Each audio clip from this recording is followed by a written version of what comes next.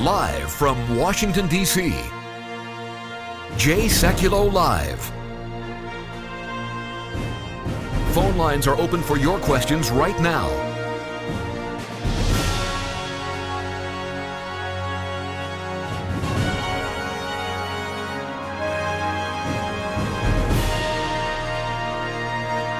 And now, Chief Counsel for the American Center for Law and Justice, Jay Sekulow. Hey, everybody, welcome to the broadcast. Well, we're going to talk about a variety of topics as we do, but we've got a couple of wins I want to talk about. Let me set up the program of what we're going to deal with today. So we've got a couple of what I call old school ACLJ wins. We're going to talk about that. I say old school because these were cases. This is how we started the work of the ACLJ back in the 1980s and early 90s. We don't talk about these a lot, but let me tell you how the ACLJ started. We started... some of our first cases were gospel literature distribution. We had cases involving free speech and on the abortion issue, and then we had this whole series of school cases. Andy and I worked on those, and then I'm going to go back a long time. First case was in 1986 at the Supreme Court. Next major case was 1989. We were still in the Rhodes Haverty building. That's right, in the Atlanta. Rhodes Haverty building. Yeah, and we had two of those cases, and we had the Mergens case in Lamb's Chapel kind of back to back. So like 90 and 90, 89 and then 91. Not to forget Coquinda. So Abby's got a case. We don't talk about these a lot because we've won them for so many decades, but this is one that involves Bible confiscation, if you can believe it, in 2019. Tell us the story about this case.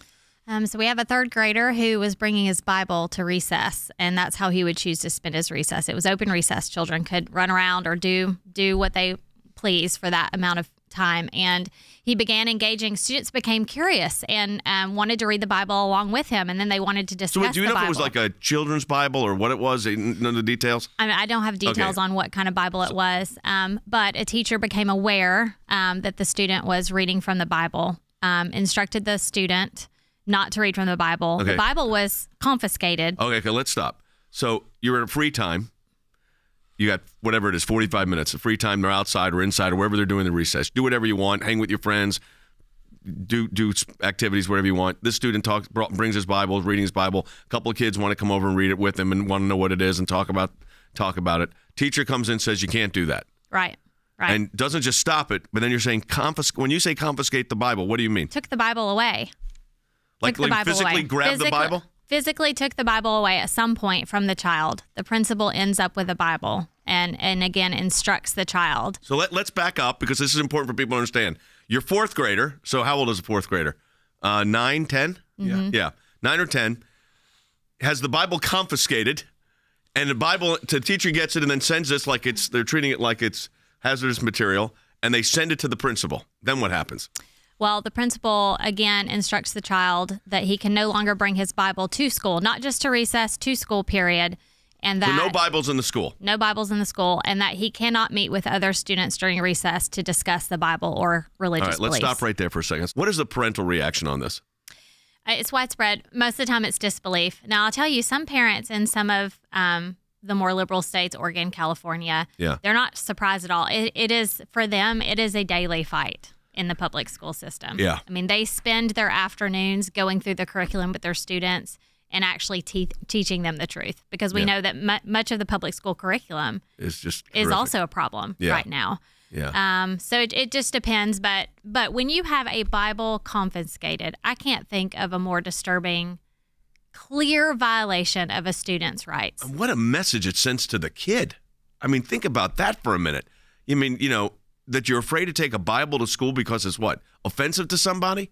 I mean, in this day and time? I mean, this is the absurd nature of what, but again, the ACLJ is there. I want to encourage you to go to aclj.org and support our work with our matching challenge campaign at aclj.org. Any amount you donate to the ACLJ, we're getting a matching gift for. Now, we've taken a look back today on cases that we're currently handling in 2019 on issues we were litigating in the 1980s and 90s, but we're still handling those cases. This one involving Bible confiscation, if you can believe it, in 2019.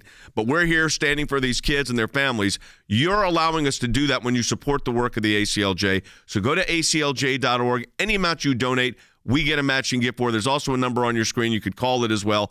aclj.org. Participate in our matching challenge campaign.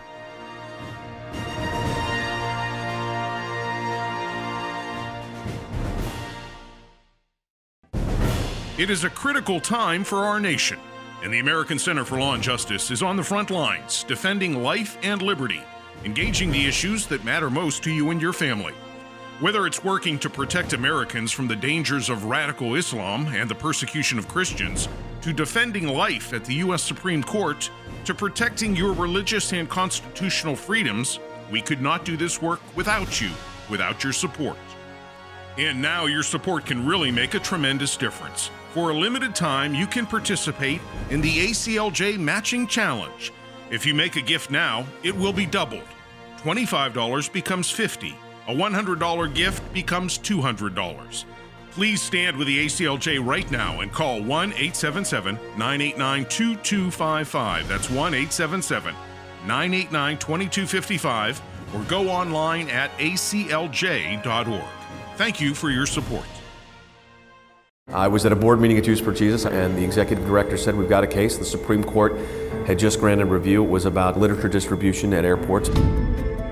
We wanted to have the Bible study meet in the school, but it turned into a problem when the principal said, no, you can't have it. I told her that I wanted to sing Noel, and the principal said that we can't have anything to do with Christ in our songs. We marched around the country defending evangelism in Chicago, in Boston, in New York, Atlanta, Texas, Southern California, Northern California, and points in between. The IRS is expected to reveal the results of an internal investigation that shows the agency targeted conservative groups. This was a complete misuse of the Office of the Internal Revenue Service. We only persevered because the ACLJ was there. The federal courts do not need to become monitors of state trespass actions, and that's all this is. We were looking for the right to speak our minds and our consciences, and we won that right today. Those of us that believe in life know that we're on the right side of history. We understand full well children are children, and they're precious in God's sight, and they're precious in our nation's sight, and they're precious to parents. Religious persecution is a situation where your life is literally put in jeopardy simply because of what you believe. Can you help? Can you do something? He's on death row, and so we launched an international campaign. If we don't use that freedom to advocate for these people suffering under religious persecution, who will?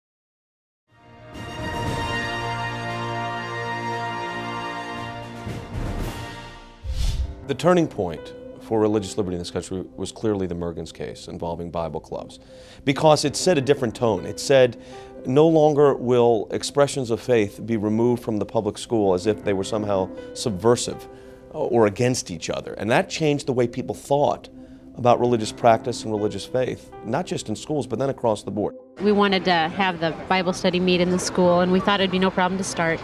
But it turned into a problem when the principal said, no, you can't have it. They may not meet under the present ruling of the Court of Appeals for the Fifth Circuit if that speech involves some sort of religious thought. Is it a freedom of speech question in your opinion? It is not. No, sir. Do you think that high school students and grammar school students should have equal rights with college students? Do you? No, sir. They have the right to meet, and they should have the right to meet, because this is a democracy. The public schools are really no places for religious meetings, for masses, for revival meetings, for prayer meetings. Congress saw this widespread discrimination, and that's what it was, against religious speech, Christian speech in particular. They passed in 1984, after extensive hearings, the Equal Access Act. All it does is say that if a school allows a Young Republicans Club or a Kiwanis Club to meet, equal treatment must be given to religious groups. The ayes are 270, the noes are 151, 2/3 of those present not having voted in the affirmative. The rules are not suspended and the bill is not passed. With that vote, the House of Representatives initially defeated the Equal Access Act. But when the bill was taken up in the Senate, it passed easily and opened the door for the House of Representatives to follow suit. Senator Jeremiah Denton sponsored the Senate version of the Equal Access Act. There was like a sealed door which was keeping any practice of, any expression of religious thought out of the schools. There's one ruling after another we can cite, one case after another. Now that seal has been broken. That's the big thing. This is more than a foot in the door. This is an epic change. Mergens' lawsuit has emerged as a major test of the Federal Equal Access Act, a 1984 law which says if public schools make their facilities available for non-curriculum related activities, religious groups must get the same access.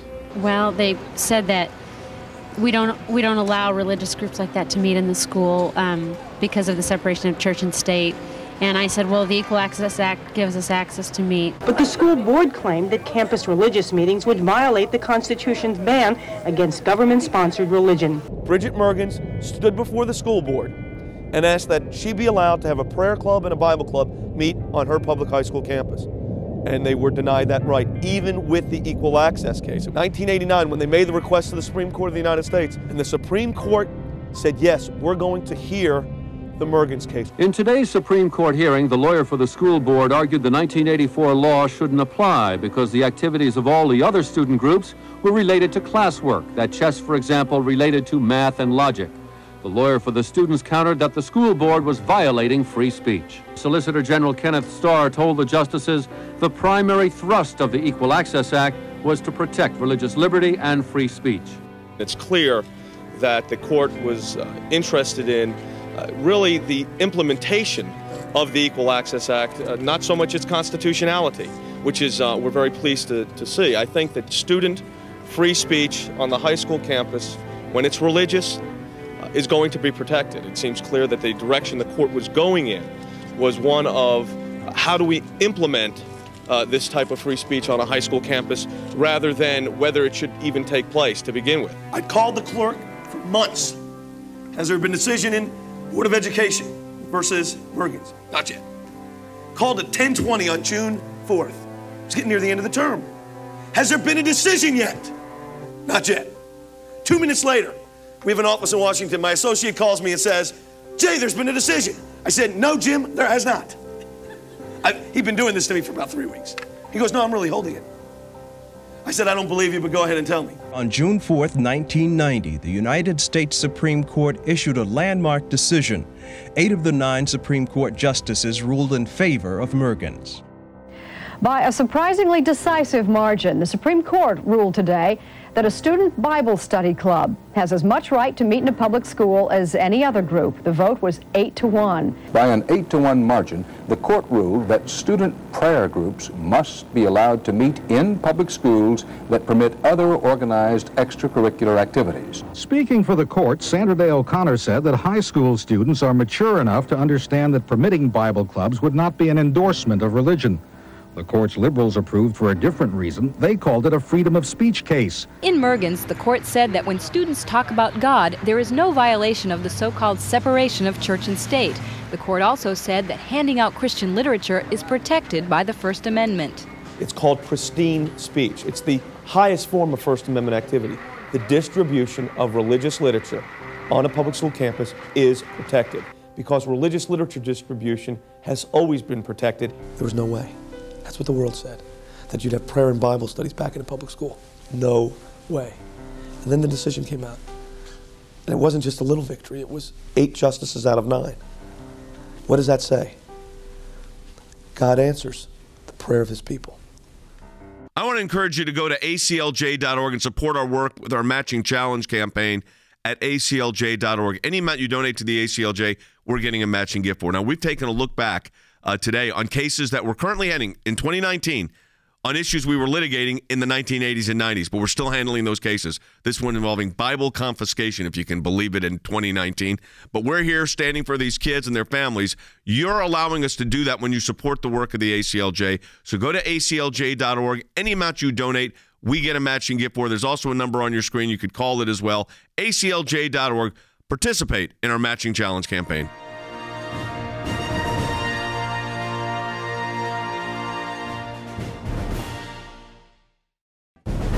It is a critical time for our nation, and the American Center for Law and Justice is on the front lines, defending life and liberty, engaging the issues that matter most to you and your family. Whether it's working to protect Americans from the dangers of radical Islam and the persecution of Christians, to defending life at the U.S. Supreme Court, to protecting your religious and constitutional freedoms, we could not do this work without you, without your support. And now your support can really make a tremendous difference. For a limited time, you can participate in the ACLJ Matching Challenge. If you make a gift now, it will be doubled. $25 becomes $50. A $100 gift becomes $200. Please stand with the ACLJ right now and call 1-877-989-2255. That's 1-877-989-2255, or go online at aclj.org. Thank you for your support.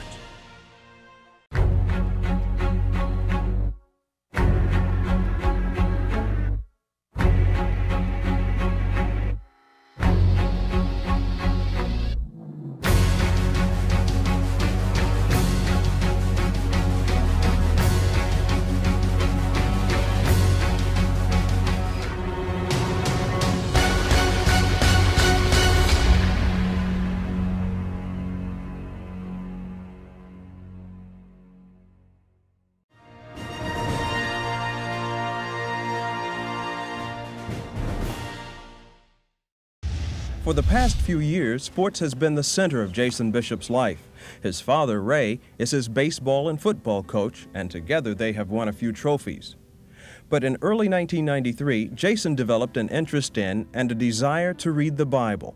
Well, at night I would take a flashlight and read under my covers. And then sometimes when I didn't have baseball or football, I would read it then. Why did you want to read the Bible?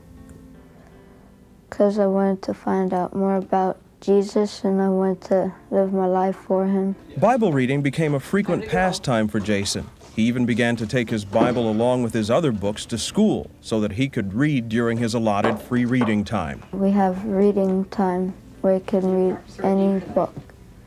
So I wanted to read the Bible. The teacher told you could read anything there that you wanted? Yeah. What kind of things had you read there before? I read The Last of the Mohicans. I read short stories. I read mystery books. That's about it. But when Jason took out his Bible in the classroom, he was confronted by his teacher in a way he had not expected. Tell me what happened. Well, I got it out of my book bag because it was time to read, and then about 10 minutes into the time, some kid told the teacher that I was reading it. Then I got in trouble for it, and she told me to put it away. That was illegal. She told you that the Bible was illegal to read? And religious stuff. Any religious stuff? What did you do then? I just did as she told me to and put it in my book bag. Did you start reading something else? Yeah. Do you remember what you read? No. No. Well, what did you think about that when she told you that? I thought it was pretty stupid. You were upset? Yeah. Because she said that I could read anything. Now, when she told you that it was illegal, did she say that to you in front of the whole class? Yeah. Was everybody watching? Could everybody hear? Yep. What was their response, the rest of the students? They just kind of giggled. How did that make you feel? Stupid. Jason was respectful to his teacher, but he says he also knew his rights were being violated. So he went to his dad, Ray Bishop, for help. And he was upset when he came home because right in the middle of the school, he's reading something that's illegal, and all the kids, the peer pressure in school, but he stood his ground. He came home and wanted me to do something about it. Well, I told my dad what the teacher said, and then just kept after him to call the Center for Law and Justice. And then finally he did. I know the teacher, and I know she's a good teacher, and I couldn't understand what had happened.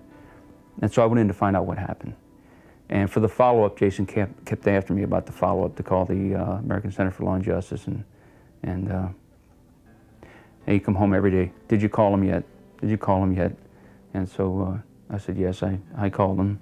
And then I got a hold of Mr. Stepanovich, and he took care of things very quickly, I might add. American Center for Law and Justice attorney John Stepanovich. We sent a demand letter to the school indicating Jason's rights, and in order to resolve the situation, we expected an apology to Jason in front of his classmates, because the situation occurred in front of his classmates. And we wanted the school to admit, under the current status of the law, that Jason has a right to read the Bible in free time, leisure reading period. Jason says it wasn't long after that his teacher confronted him again, this time with an apology. She went up to the board in front of the class and got everybody's attention, and then she apologized to me, and she said that you are allowed to bring the Bible in. These students have the constitutional right to read a Bible in class in a free time leisure reading period. Stepanovich says there is a bedrock principle from a legal precedent set by the United States Supreme Court in 1969 in a case called Tinker versus Des Moines Independent School District that everyone should know and understand. Well, essentially the parent and the teacher and the student needs to understand that the student doesn't shed his or her constitutional rights when they enter the schoolhouse gate. Are you proud of the stand that you took? Very proud. Why? Tell me why. Because I changed the way the teachers know the rules, and that they are allowed to bring it in. Jason says he knows that many other students are facing similar situations, and he has a message for them. Just to stand up for what they believe in and do what they know is right. Students do not surrender their rights to freedom of speech at the schoolhouse gate. Tinker versus Des Moines Independent School District, 1969, I believe. I may be off by a year or two. But Tinker versus Des Moines. Okay, that's the Supreme Court case.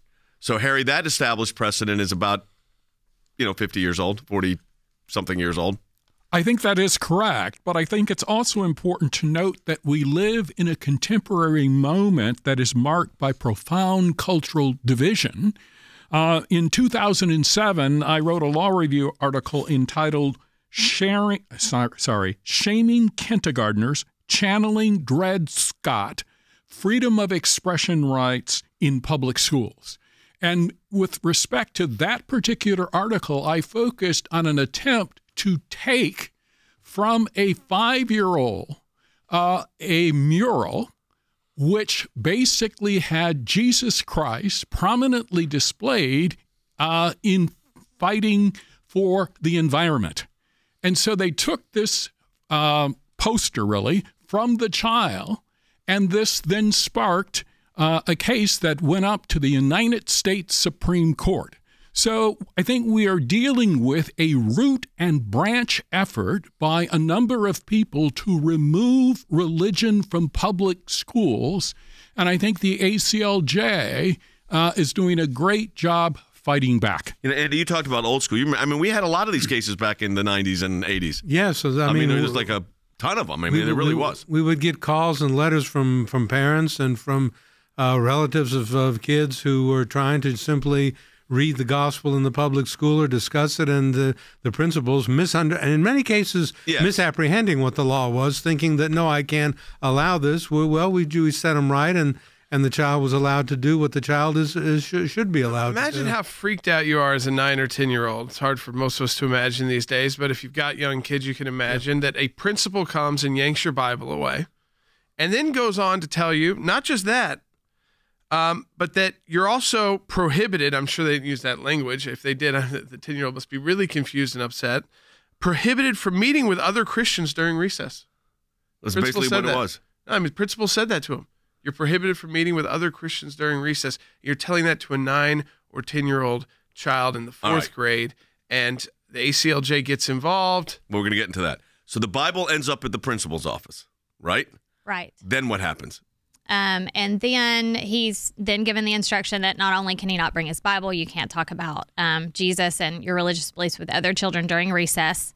And then the parent contacts the ACLJ. Okay, so was this a contact we got via internet? It is, yes. In the old days, it used to be a letter or a phone call. Now it's right online. So they filled. And by the way, if you go to ACLJ.org, there's a form you can go to. It says need legal assistance, and that's how this came in. So for people to understand, because we don't talk about these cases much anymore, you ended up with the contact, or your team did. So what happened then? We do. So within 24 hours, we try to immediately reach out to that parent.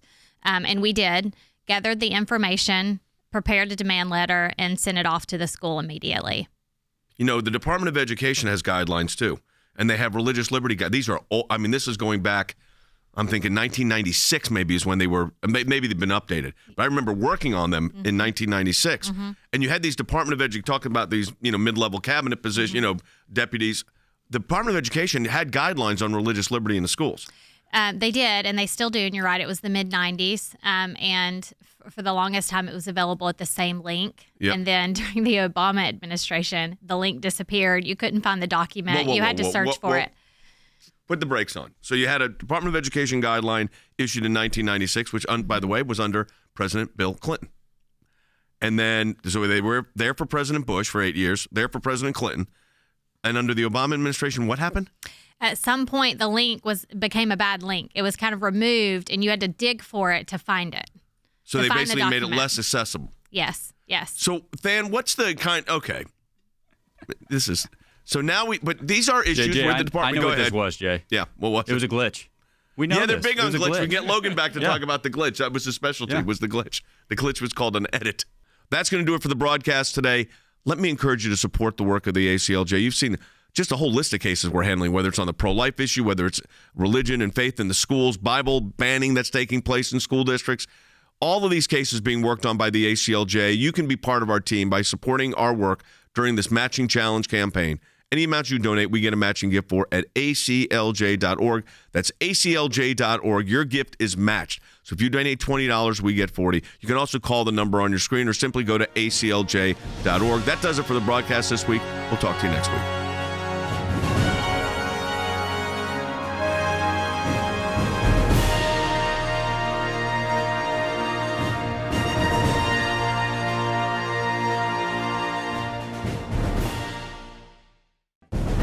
It is a critical time for our nation, and the American Center for Law and Justice is on the front lines, defending life and liberty, engaging the issues that matter most to you and your family.